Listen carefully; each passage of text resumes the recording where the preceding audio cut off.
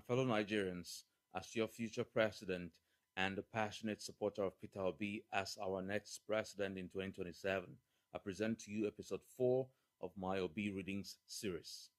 Episode 4 is from Obi's post titled The Reality of Insecurity in Today's Nigeria, posted on X at 1:53 p.m. yesterday, September 16, 2025. Please listen as I read.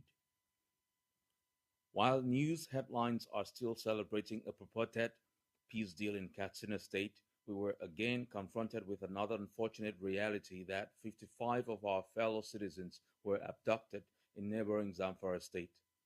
This contradiction speaks to a disturbing truth that insecurity has become a normal, everyday occurrence in Nigeria.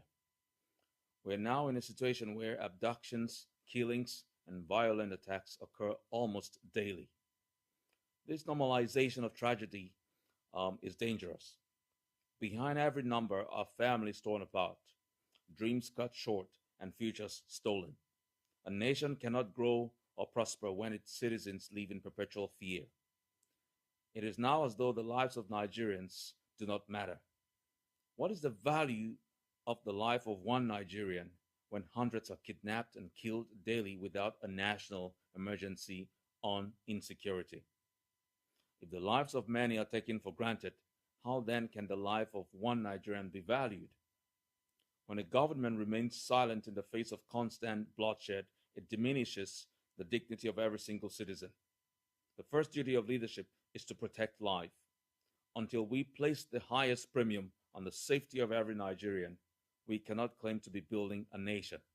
We must urgently prioritize the protection of lives and property.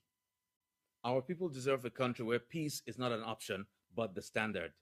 Nigerians will not accept insecurity as their fate. A new Nigeria is possible. End of text. As Obi said, the first duty of every government all over the world is the security of life and property. When it comes to dealing with insecurity, Bola Tinubu has absolutely failed Nigerians. The Zamfara State Governor, Dauda Lawal, recently said he knows where the bandits are, but security agents take orders from Abuja, meaning from the presidency. Instead of forcefully and decisively overseeing security operations, Tinubu travels abroad so often, and particularly to France and the UK, for health checks and God knows what. Also, money can't be the problem. Tinubu found funds for a new presidential jet and a new presidential SUV. Surely he can find funds to keep Nigerians safe. Now, if a Chinese-style massive public surveillance network won't prevent crime given our electricity issues, then perhaps we can try what US President Donald Trump did recently to drastically reduce crime in Washington, D.C., utilize the troops in a targeted way. Yes, it's really that serious. Apart from the threat to life and property brought by insecurity, as an investment facilitator, I know firsthand that Nigeria is losing many investment opportunities because of insecurity. 3 days ago, my Chinese investment partner, whom I've convinced to visit Nigeria at the end of this month to assess opportunities on behalf of over 10 companies across different sectors, expressed grave concern about the trip after seeing a headline about Chinese workers recently kidnapped in Edo State. It took a lot of assurances for him to not cancel the trip.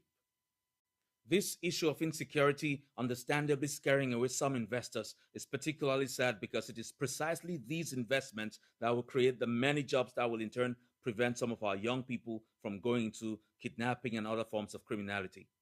So yes, my fellow Nigerians, those in authority at all levels absolutely have to take security very seriously. It has already been quite clear for many years now that our Nigeria police force can't adequately secure our country, and that is why some states have already set up their own internal or regional security outfits.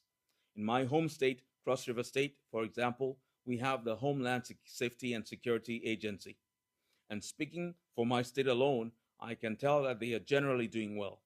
But of course, I hope that they and states with similar security outfits will get all the resources, equipment, and training that they need in order to better deliver on their all-important mandates. May God bless and protect Peter Obi for speaking up and constantly drawing attention to our unfortunately challenging security situation. And may God continue to bless the Federal Republic of Nigeria.